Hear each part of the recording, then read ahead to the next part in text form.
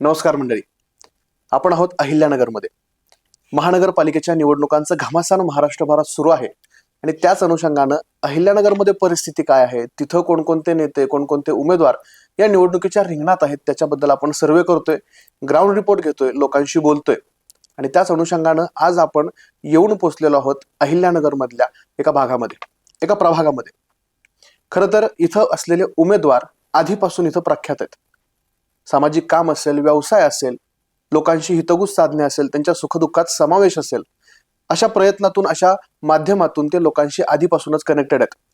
जरी सक्रिय राजकारणात नसले तरी त्यांच्या कुटुंबातल्या 2-2 उमेदवारांच्या माध्यमातून त्यांचा जनतेशी संवाद सतत सुरू असतो.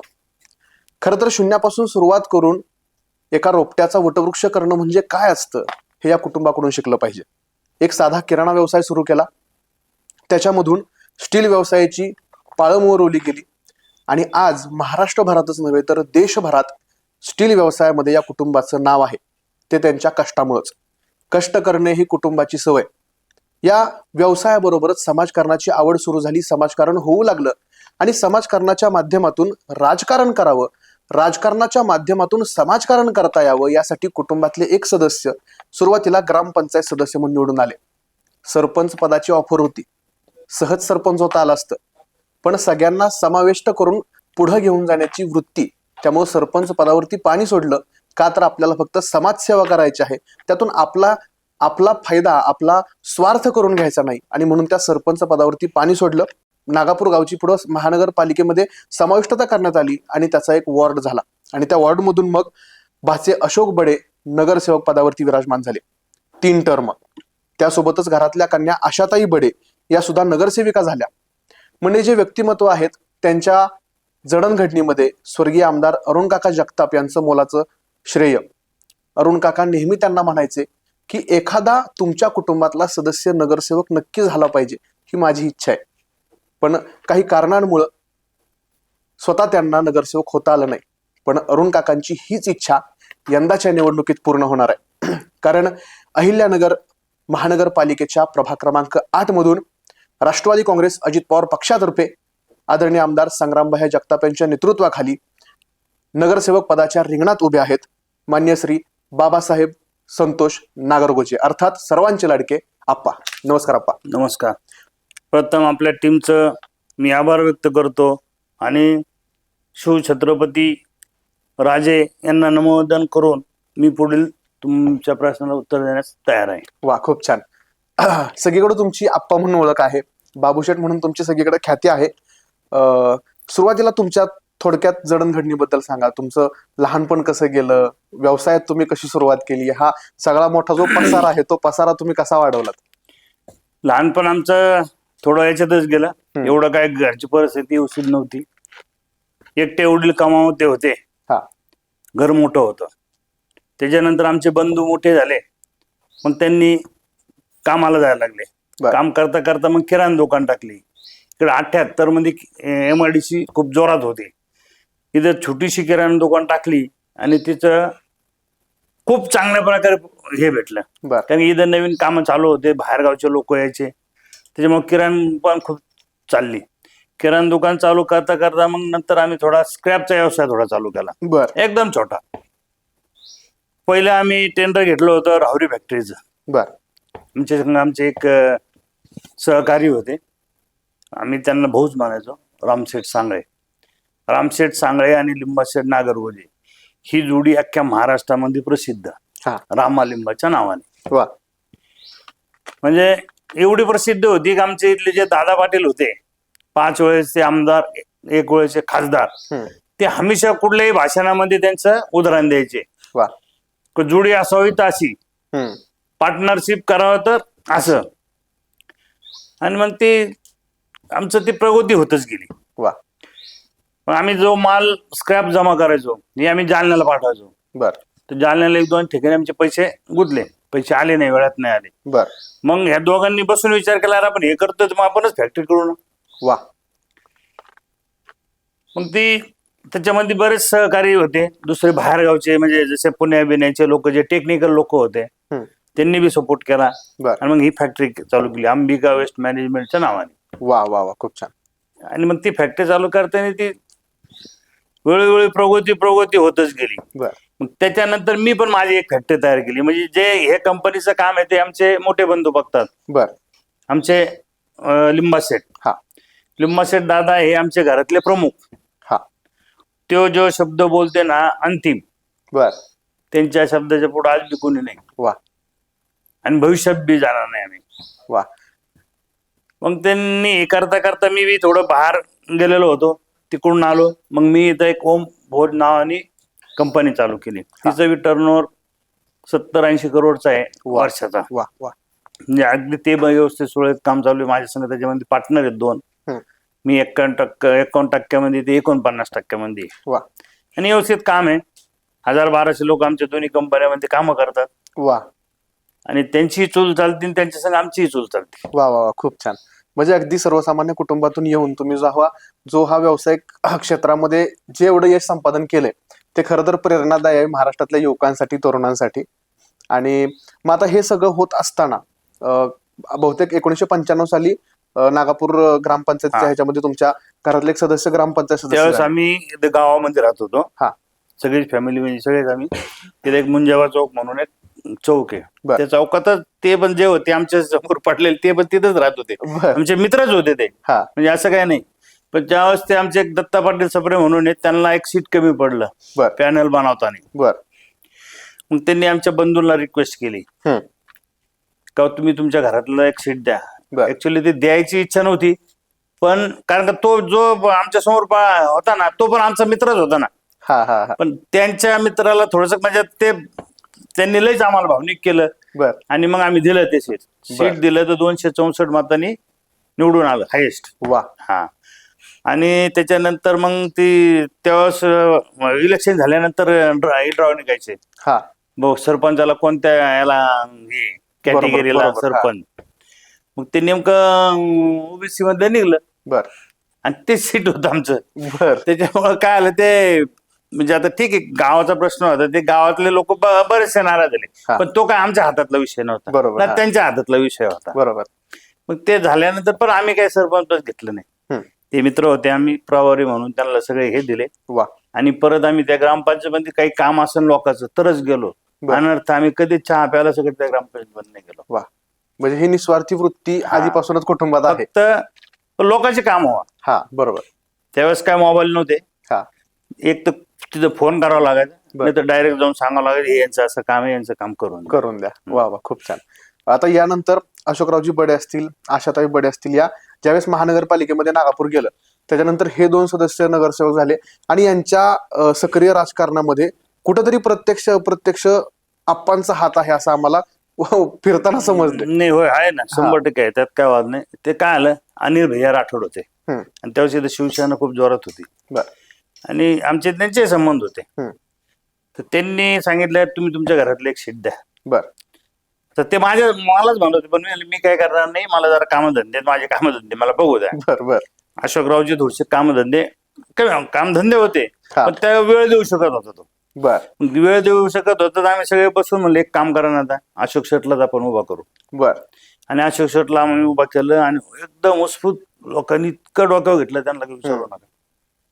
म्हणजे खूप चांगल्या लीडने मतदान केलं, खूप लोक उत्स्फूर्तपणे मतदान केलं. त्यावेळेस महानगरपालिका म्हणजे समज पहिले एकदा लागली होती ती काही 1.5 वर्षांनी बरखास्त झाली. हा त्यावेळेस पालिका होती, मग महानगरपालिकेचे हे झाले. बर बर बर त्यात खूप चांगल्या प्रकारे यश आलं आणि जे काही आम्हाला गोष्टी त्याच्यासाठी करता आल्या, धावपळ करावं लागली ती केली आम्ही आणि झालं. बरोबर आणि इथे कसं मानणारा वर्ग आहे, हो हो सगळे कामगार आहेत, बाहेरगावचे लोक आहेत. आता तसं आम्ही बी बाहेरगावचेच आहेत त्यांच्या संघ. बर बर कुठून तरी आलो आणि आपण काहीतरी कामधंद्यानिमित्त इथं स्थायिक झालेलो आहे. म्हणजे बरोबर. आलो म्हणजे 50 वर्ष झाले आम्हाला इथं, म्हणजे हा, काय हा, आज नाही आलो. म्हणजे थोडक्यात एक घरच झालं. हा बरोबर मग त्याच्यासाठी ते लोक आणि जे जुने लोक आहेत ते सगळे आहेत आज इथं बरोबर आणि खूप सहकार्य करतात. नक्कीच. आणि सगळेच. तुमचं सुद्धा सामाजिक स्तरातलं योगदान आहे. म्हणजे जवळपास 1,500 लोक तुमच्या या सगळ्या व्यवसायांच्या माध्यमातून तुम्ही रोजगार त्या 1,500 लोकांना देताय. तुमचं हे सगळं कुटुंब आहे. बर त्यानंतर थोडं पुढे येऊया आपण. 2019-20चा जो काळ होता ज्याच्यामध्ये कोरोनाची महाभयंकर परिस्थिती संपूर्ण जगावरती आली होती, त्यावेळेस तुम्ही सक्रिय राजकारणात नव्हतात, पण 3,000 लोकांना तुम्ही किराणा मालाचं असं वाटप ते वगैरे 3,000 लोक ते बाहेरचे झाले. हा. आमचे जे 1,000-1,200 लोक त्यांना पण आम्हाला सांभाळावं लागलं ना. सांभाळावं लागलं, बरोबर. फक्त आम्ही ते काय कोणाला सांगितलं नाही, हम्म. पण ते आमच्याकडे जे कामगार होते त्यांना आम्हाला ते सांभाळावंच लागलं, कारण त्या अशा वेळेत त्यांना कुठं पाठवणार आम्ही? आणि कुठं का पाठवायचं हा एक प्रश्न होता ना. बरोबर बरोबर, ती आपलीच माणसं. 10 वर्षापासून समज आमच्या संग माणूस आहे हा. आणि वेळ आली म्हणून त्याला थोडी सांगणार तू गावाकडे जा. नाही, बरोबर. नाही नाही, सांभाळला आम्ही त्यांना. वा, कसा होता तो काळ, कसा होता त्याच्यामध्ये, कशी कशी अति लोकांची सेवा भयंकर करण्यात आली? भयंकर बेकार विषय होता तो. कोण परत येऊ नये असं काय विषय. आमचे फार जवळचे 2 मित्र कंपनी गेले त्याच्यामध्ये, चांगले चांगले लोक गेले त्याच्यामध्ये. बरोबर. तुम्ही आतापर्यंत सक्रिय राजकारणामध्ये नव्हता, पण तुमचा संबंध येत होता, तुम्ही कुठेतरी मार्गदर्शन करत होतात. आता तुम्ही सक्रिय राजकारणात उतरताय. जे आपण म्हणतो ना पडद्यामागचे कलाकार, त्याची ती भूमिका आमची होती. वा वा वा. पण आता आमच्याकडे वेळ आहे, हा, मुलं मोठे झालेत, मुलं काम सांभाळतात, बरोबर. त्याच्यामुळे आता आम्ही वेळ कुठं घालायचं, मग आता समाजकार्यात घालू ना. वा वा वा, खूप छान. हा. हव्या सत्कारणी लागतोय. हो, नक्कीच. बरं, कसा चाललाय प्रचार, कसा चाललाय? एकदम छान, एकदम लोक खूप रिस्पॉन्स देतात, हम्म. बोलतात. आणि वाढ म्हणजे आमच्या घरातले निंबर लोक आहेत सगळे ते. वा वा वा, खूप. वाढ म्हणून लोक म्हणून नाही बघत आम्ही, हा, आमचं एक कुटुंब आहे वाढ म्हणजे. नक्कीच. ठीक आहे, आता नवीन काही लोक आता जे ऍड झालेले आहेत त्यांना आमचं जास्त काही माहिती नसतं, पण तो ते हे माहिती आहे ना, हे हॉटेलवाले आहेत, हा हे हा, हा. दुकानवाले आहेत, ते फॅक्टरीवाले आहेत, बरोबर. आहे ना सगळं. म्हणजे असं काही नाही, ओळखत नाही असं कोणी माणूस नाही. कदाचित मी एखाद्याला नवीन असल्यामुळे नाव नसून मला, हा, हा, हा. पण ते त्याला माहिती असतं हा बाबू शेठ बरं, याला बाबू शेठ म्हणतात बरोबर. असं. बरं, प्रभागाबद्दल थोडं सांगा. 8 नंबर प्रभाग कसा आहे, 8 लोक कशी आहेत? नंबर प्रभाग हा सन फार्मा कंपनी पासून जो चालू होतो बोलेगाव पर्यंत येण होतो. बर. इकडे बोलेगाव, गांधीनगर, मोऱ्यापार हा. असा एक आता नवीन उपनगर भरपूर झाले, पण जो एरिया आहे माझ्या हिशोबाने 3-3.5 किलोमीटरचा एरिया आहे. वा, हो, मोठा इकडे 3.5 किलोमीटर आणि इकडे समज 3.5 किलोमीटर असा बरोबर. एरिया आहे. बर, कशी लोक कशी आहेत तिथं? खूप छान लोक, हा. खूप चांगले लोक, एकदम भारी, काही बर. विषय नाही. तुमच्याशी कसं आणि नातं आहे? सर्व जाती धर्मातले लोक तिथे. वा. एक जाती धर्माचा माणूस नाही. हा. आणि सगळे कनेक्टेड पहिल्यापासून. आमच्याकडे बी तसेच लोक आहेत ना सगळे कामगार, बरोबर. प्रत्येक जाती धर्मातला माणूस आहे. वा. मग तू ह्या जातीचा म्हणून आम्हाला कोणाला बोलता येत नाही, ते आमचे आहेत. बरोबर. वा वा वा, खूप छान. हा. बर, आता नगरसेवक झालं की काही मूलभूत प्रश्न असतात प्रभागातल्या लोकांचे, वॉर्डातले, महानगरपालिकेमधले. आता या प्रश्नांबद्दल आपण थोडं बोलूया. तुमच्या प्रभागामध्ये अगोदर सुद्धा तुमच्या बडे कुटुंबामध्ये नगरसेवक होते आणि तुम्ही सुद्धा राजकारण थोडंसं बघत होता. तर त्या काळात झालेली कामं आणि आता तुम्ही काय कामं करणार आहात त्याच्याबद्दल थोडंसं बोलूया. काय आलं आता ह्या मागच्या 5 वर्षामध्ये अशोक बडे ज्यावेळेस हे होते नगरसेवक, ते सबरगर नेते होते. आता त्यांना जेवढी निधी आली त्यांनी त्यांच्या निधीच्या प्रमाणे त्यांचे कामं भरपूर केलेले, त्यांनी केलेले नाही असं नाहीये. पण आता मी आणि कुमारसिंह वाकळे पाटील संघ असल्यामुळं आणि आमदार भैयाच्याच नेतृत्वाखाली आम्ही निवडून येणार आहे, त्याच्यामुळे ते आम्ही त्यांच्याकडनं भरपूर निधी आणून हे रोड, रस्ते, पाणी जे काय प्रॉब्लेम आहे ते सॉल्व्ह करणार. बरं, मला सांगा, पाणी पुरवठा, रस्ते, ड्रेनेज ह्या प्राथमिक समस्या झाल्या. आमच्याकडे पाण्याचा तर प्रश्न येत नाही जास्त, पण जिथं नाही आहे ना तिथं आहे 2-4 ठिकाणी. आता आमची फेज 2 ची अर्धी लाईन चालू झालेली. बर. फेज 2 अर्धी चालू करायला आम्हाला 2-3 महिने लागतील. बर. सगळं समजून घ्यायला, पुढून काय कट करायचं, कसं करायचं, महानगरपालिकेच्या लोकांसंग मिटिंग करावं लागेल त्याच्यावर. बरोबर. आणि आता भैया संघ आहे आणि आम्ही भैया संघ आहेत, त्याच्यामुळे ती अडचण आम्हाला कुठलीच राहणार नाही. बरोबर. रोड, रस्ते आमच्याकडे तिकडचे माझ्या समज जो एरिया येईल त्याच्यामध्ये थोडा रोडचा प्रॉब्लेम आहे. हा. पण ते आम्ही 1 वर्ष 100% त्याला सुशोभित करणार. वा. हो. ड्रेनेजचं कसं? ड्रेनेजची बी प्लॅनिंग. वा. स्वच्छता, कचरा व्यवस्थापन, ह्या कचरा व्यवस्था तुम्ही निवडून आला की 1 महिन्यामध्ये पहिले जर कुणी नाही केली ना तुम्ही माझ्या माणसाला सगळं साफ करणार आहे. वा वा वा वा वा, खूप छान. हा, जे रोडने आम्ही येतो जातो बघतोय ना, आता त्याच्यामध्ये लोकांचं थोडस घे, काही इकडे तिकडे फेकतात, त्यांना आम्ही रिक्वेस्ट करणार बस काय करू नका, एका ठिकाणी गोळा करा. महानगरपालिकेची गाडी येईन किंवा नाही येईल ती जबाबदारी आमची, कसं त्याला साफ करायचं. बरोबर. ते एक करणार. वा, नक्की. म्हणजे जनतेचं सुद्धा याच्यामध्ये कुठेतरी योगदान योगदान घ्यावंच लागणार. नक्कीच. यानंतर आरोग्य, शिक्षण ह्या सुद्धा एक प्राथमिक गरजा आहेत लोकांच्या, त्याच्याबद्दल कसं आपण? इकडे जरा इंग्लिश मिडियमचं फॅड आहे. बर. प्रायव्हेट बऱ्याचशा आहेत. बर. पण त्यात आता आमच्या ज्या महानगरपालिकेच्या शाळा राहतात त्याच्यावर आम्ही लक्ष केंद्रित करून तिथं शिक्षण कसं सुधारवता येईल. बर. आणि तिथं जास्तीत जास्त मुलं कसे आणता येईल. हा.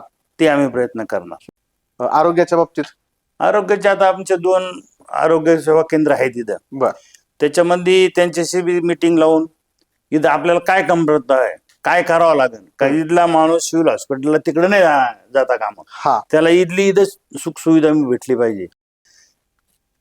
कुठं आपल्याला त्याच्यात काय करावं लागेल हे त्यांच्याशी बसून महानगरपालिकेचे काही त्याच्यामध्ये आरोग्य समितीचे म्हणा किंवा आरोग्य जे बघतात हा विभाग, त्या लोकांना संघ घेऊन किती काय करता येईल, कुठली मशीन आणावं लागेल, तिचे काय बरं. बजेट असेल, बर ते सगळं करावं लागेल. ते आताच मी म्हणून नाही लगेच मी करण तर हा. ते शक्य नाही. बरोबर. पण त्यांच्याशी हे करून 100% प्रयत्न तर करणार. बरोबर, म्हणजे नक्की त्याला यश किती येईन काय येईन पण यश घ्यायचं काम करणार. वा. त्याचा फॉलोअप हा जायचं असेल तर जावं लागेल, मोर्चा काढायचा असेल तर मोर्चा काढू, काय करता येईल ते करू. वा. लोकांसाठी काय, आता लोकांनी जर आपल्याला निवडून दिलं तर लोकांसाठी आपल्याला ते करावंच लागणार आहे. वा नक्कीच त्याच्यात पाठीमागे नाही राहणार. नक्कीच. हो. आणि मला सुद्धा एक वाटतंय तुम्ही व्यवसायात असल्यामुळं त्या गोष्टी पूर्ण कशा करून घ्यायच्या ह्याची तुम्हाला सुचवते काय असणार माहिती आहे आणि आमचे बी ओळखी पाळखी नाव पण आहे ना, त्याच्यासाठी बरोबर. आम्हाला ती हेल्प भेटन बी काय भेटेल, बरोबर. आयुष्यमान आरोग्याची गव्हर्नमेंटची स्कीम आहे.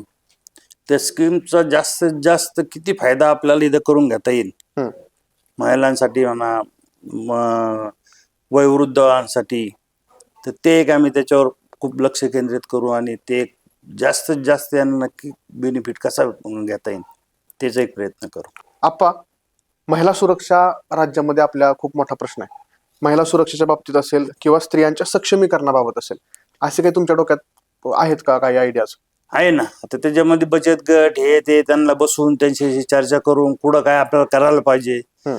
त्यांना संघ घेऊन जे काय करता येईल ते आपण करणार. नक्कीच, म्हणजे महिलांनी स्वतःच्या पायावरती उभं व्हावं. उभा राहावं, त्यांना व्यवसायासाठी काय जे लागतं, काही कमतरता असेल, काही एमआयडीसीतून काही कामं भेटत असेल, हा त्यांना घरी आणून देऊन ते करता आले ते त्याच्यासाठी बी आम्ही नक्कीच. प्रयत्न करणार. शिलाई मशीन सारखे उद्योग आहेत, ब्युटी पार्लर सारखे त्याचे कोर्सेस सुद्धा हो आहेत ना, ते बरोबर. करून प्रयत्न करून ना. नक्कीच. आप्पा, याच्यानंतर नगरसेवक झाल्यानंतर सगळ्यात मोठा मुद्दा येतो तो म्हणजे पारदर्शकपणा. आता तुम्ही इतके वर्ष राजकारणात आहात, 3-3, 4-4 टर्म तुमचे भाचे, तुमच्या घरातल्या कन्या निवडून येतात, याचा अर्थ तुम्ही समाजाशी कनेक्टेड आहात. पण बऱ्याच वेळा असं आपण बघतो की नगरसेवक एकदा निवडून आले की परत प्रभागात फिरकत नाहीत किंवा त्यांचा कारभार पारदर्शक नसतो. तर तो कारभार पारदर्शक राहायला पाहिजे यासाठी तुम्ही काय करणार आहात? माझा टायमिंग राहणार हा 8 ते 11. बर तो ऑफिसवर मी भेटणार त्यांना बर आणि दुपारी 4 ते 8 पर्यंत. म्हणजे ते कनेक्टिव्हिटी जी लोकांची असेल तर ती 100% मी हे करेन. नक्कीच. आता निधीबद्दल कसं काय, निधी प्रभागात जास्तीत जास्त यावा यासाठी कसे प्रयत्न असतील? आता आमच्या पक्षाचेच आमदार आहेत, बरोबर. पक्षाचेच अर्थमंत्री आहेत हा आणि पक्षाचे ज्याच्या संघ पक्ष आहे त्यांचं केंद्रात सरकार आहे. वा. म्हणजे मला निधी का नाही भेटणार? बरोबर. निधी तर मला आणावंच लागेल, प्रयत्न करीन ना मी कसे आणायचे, काय आणायचे, कोणाच्या कुठं जाऊन नमस्कार करायचा मी ते करणार. त्यात काय बरोबर वाद नाही. बरोबर बरोबर. प्रभागामध्ये तुम्ही आताच म्हणालात की वेगवेगळ्या समाजाचे लोक आहेत, त्यांच्या वेगवेगळ्या कार्यक्रमांसाठी वगैरे सभा मंडपांचं वगैरे कसं नियोजन आहे आपल्या प्रभागात? आता जे मंदिर आहेत ते सगळे समाज मंदिर जे आहेत ते हिंदूचेच आहेत हा. आणि तिथेच सभा मंडप लागतो. हो त्यांना बऱ्याचशा ठिकाणी दिलेले आहेत, काही प्रोसिजर मध्ये त्यांनी करून ठेवलेले त्यांचे उर्वरित आहेत ते आम्ही करू.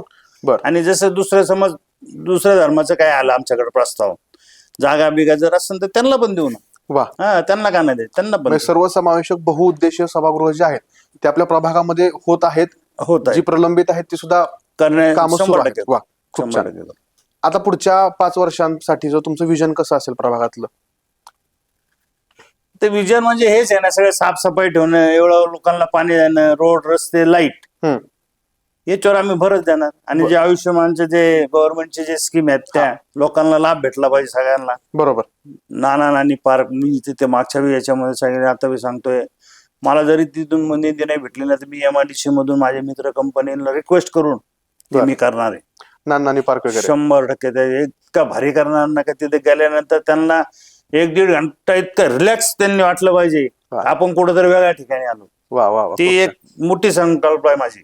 वा, म्हणजे थोडस माझ्या खिशात जरी काही झटका बसला तरी मी ती माग बघणार नाही. वा वा, खूप छान. पाण्याचे तर काही हे नाही, पाण्याचे 1-2 ठिकाणी ज्या लाईनी आहेत ते लवकर करू आम्ही, कारण पाण्याचे जे 1-2 ठिकाणी जेव्हा आम्ही फिरलो लक्षात आलेलं आहे तिथे एक पाईपलाईन जोडून देणे आणि एक ठिकाणी ड्रेनेजचा प्रश्न आहे, तो आमदार साहेबांसंग बसूनच सोडावा लागणार आहे. कारण बर. पुढं काय आहे, पुढं लोकांच्या शेती आहेत हा. आणि ते शेतीमधून ड्रेनेज लाईन असं ते येऊन देणार नाही. बर. बरोबर. त्याच्यासाठी त्यांच्या संग बसून ते जे शेतकरी त्यांना बोलून घेऊन काय करता येईल, बरोबर. ती एक मोठी समस्या आमच्यासाठी माताजी नगर म्हणून आहे इथं. त्यांचा मला तो विषय घ्यायचा आहे. पण तुम्ही माझ्या एकट्याच्या व्यतिरिक्तचा नाहीये, तो आमदार साहेबांसंग बसूनच मला तो घ्यावा लागेल. त्या लोकांना जे पुढचे जे शेतकरी त्यांना बोलून घेऊन किंवा आणि दुसरा काय मार्ग निघतो का त्याच्यात, तो बघून ते करणार. म्हणजे सगळ्यांशी चर्चा करून ते चर्चा करूनच सोडावं लागणार आहे. तो असं हे नाही करता येणार. बरोबर. कारण की तिकडे ते प्लॉटिंग नाहीये, शेती आहे. आणि गव्हर्नमेंटचा नियम आहे, शेतामधून ते समज नाही नेता येत. त्याच्यासाठी एक तर त्यांची परवानगी लागत ना, हरकत बघ हे केलं तर मग तो होईल, मग नाही अडचण. ते करणं ते करावंच लागेल. ते युवकासाठी ना नवीन नवीन जे जर इकडे कंपन्या तर सध्या नाही येतात, इथले मुलं जे शिकतात ते पुण्याला जातात, बर, मुंबईला जातात. पण ते नाही जावा म्हणून याच्यासाठी नाही ट्रेनिंग सेंटर हे करण्याचा एक संकल्प आहे. बर. आणि गव्हर्नमेंटचे जर काही स्कीम आल्या तर ते बी आम्ही राबवू. वा. इथं जे आयटी आहे आमच्याकडं, आयटी पार्क मध्ये बी काही जर त्यांच्यासाठी करता आलं तर ते पण करू आम्ही. वा. म्हणजे युवकांना सुद्धा रोजगार मिळाला पाहिजे, त्यांना स्किल्स आली पाहिजे, त्यासाठी सुद्धा तुम्ही आमच्याकडे ना स्किलचे लोकच भेटत नाही नगरमध्ये. एक शोकंत ते सगळे पुन्हा रेफरन्स होते. बर. आता माझीच फोर्जिंग कंपनी असताना मला एक समज चांगला क्वालिटीचा माणूस पाहिजे, भेटतच नाही. बर. ते एक इथं हे, पण ते बघू आता किती मला त्याच्यामध्ये करता येते, कसं करता येईल ते करणार मी. कुमार भाऊच्या नेतृत्वाखाली, संग्राम भाईच्या नेतृत्वाखाली ते आम्ही कॅम्प लावू. कॅम्प मध्ये जर पोरं येतं आणि इथं बी व्हॅकन्सी आहे, तिथं कामं आहेत, कामं नाही असं नाही इथं. बरोबर. पण मुलं काय होतं पुन्हा रेफरन्स करतात, ते तिकडे जे जातात त्यांना इकडे थांबवतं कसं येईल त्याच्यासाठी प्रयत्न करणार. वा वा, खूप छान. म्हणजे एकंदरीतच प्रभागाचं सुशोभीकरण असेल, कचरा व्यवस्थापन असेल, स्वच्छता असेल, महिलांचे प्रश्न असतील, ज्येष्ठ नागरिकांसाठीच्या सुविधा असतील, उद्यान असतील, रोजगाराची समस्या असेल, आरोग्य असेल, शिक्षण असेल, सगळ्या क्षेत्रात तुम्ही या पुढच्या 5 वर्षांमध्ये जेवढं मला करता येणार तेवढं करायचंय. मी आतापर्यंत माझ्या घरासाठी केलेलं आहे. आता मला जो माझा वेळ आहे तो लोकांसाठी देणार. वा वा वा, खूप छान. आणि नक्कीच तुम्ही लोकांसाठी ज्या काही लोकांच्या मागण्या असतील, जे काही प्रश्न असतील, तक्रारी असतील, समस्या असतील, त्या सोडवण्यासाठी कटिबद्ध राहाल हीच अपेक्षा. आपण सामाजिक काम करत असताना, राजकारणात काम करत असताना सोबत असलेल्या लोकांची खूप गरज असते. तुम्ही पुढे जात असताना तुमच्यासोबत किती लोक आहेत, कोण कोण आहेत, त्यांचं योगदान किती आहे? माझ्यासोबत वार्ड क्रमांक 8 मध्ये सक्षम कुमार भाऊ वाकळे हे माझ्यासोबत आहेत. मी त्यांच्या सोबत आहे. आणि तसेच आम्हाला संग्राम भाई जगतापची साथ आहे. वा वा. म्हणजे सगळ्यांनी मिळून तुम्ही प्रभागाचा आणि शहराचा विकास करण्यासाठी कटिबद्ध आहेत आणि होणारच, त्यात काय वाद नाही. वा, नक्कीच. एक शेवटचा राऊंड आहे आपला रॅपिड फायर नावाचा. मी तुम्हाला एक शब्द, एखादं वाक्य, एखादी व्यक्ती काही सांगेल, त्याबद्दल तुम्हाला जे काही लगेच सुचतंय एका शब्दामध्ये ते तुम्ही सांगायचं. पहिला आहे नगरसेवक पद. तुमच्यासाठी नगरसेवक पद म्हणजे काय? माझ्यासाठी नगरसेवक पद म्हणजे माझे जे वार्ड आहे, हे वार्डातले लोक आहेत त्यांच्यासाठी असणार. ते मी नाही, म्हणजे ते मी नगरसेवक म्हणजे ते नगरसेवक. वा वा वा, खूप छान. नेतृत्व, तुमच्यासाठी नेतृत्व म्हणजे काय? संग्राम भाई जगताप. वा. लिंबाशीर दादा? तिथं आमचं देवस्थान आहे. वा वा वा. राजकारणातलं तुमचं प्रेरणास्थान? काका अरुण काका जगताप. वा वा वा, खूप छान. आणि आता सगळ्यात शेवटचं, प्रभाग क्रमांक 8. हा माझा प्रभाग नसून ते माझे घरातले लोक, माझं घर आहे.